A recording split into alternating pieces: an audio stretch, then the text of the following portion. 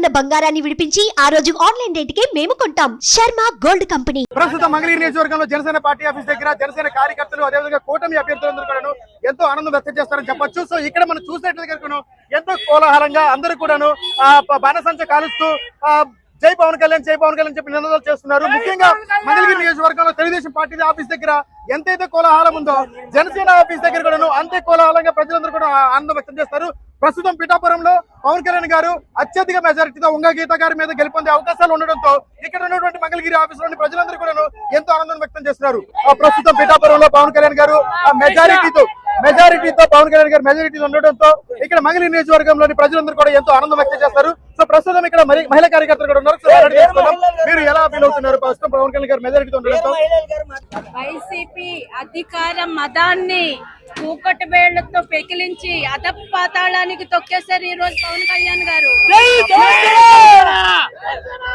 వారాహిని ఏపీలో అడుగు పెట్టనివ్వనన్నా ఎవడు ఇప్పుడు బయటకు రావాలి?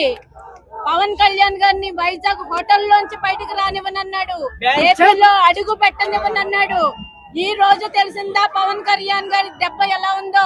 వారాహి తొక్కిన తొక్కుడికి మీకు పాతాళం పరిచయం చేస్తాం. 2014లో టీడీపీ గెలవడానికి కారణం పవన్ కళ్యాణ్. 2019లో టీడీపీ ఓడిపోవడానికి కారణం పవన్ కళ్యాణ్. ఈ రోజు 2024లో గెలవడానికి టీడీపీ కారణం పవన్ కళ్యాణ్. ఆయన చెప్పినట్టు ఆంధ్రప్రదేశ్ రాష్ట్ర రాజకీయాలు జనసేన చుట్టూయే తిరుగుతాయి, వ్యూహం నాకు వదిలేయండి అని అన్నాడు ఆయన. సో పవన్ కళ్యాణ్ గారికి వ్యూహం మేము వదిలేసాం. సో ఈ రోజు ఆంధ్ర రాష్ట్ర రాజకీయాలు జనసేన పార్టీ లేకపోతే లేవు. ఇది ఒక్కడు గుర్తుపెట్టుకో జగన్మోహన్ రెడ్డి.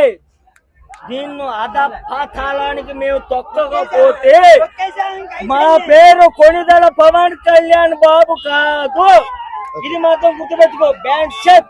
కెమెరామెన్ ముఖేష్ తో విజయ్ రిపోర్టింగ్, మంగళగిరి నియోజకవర్గం.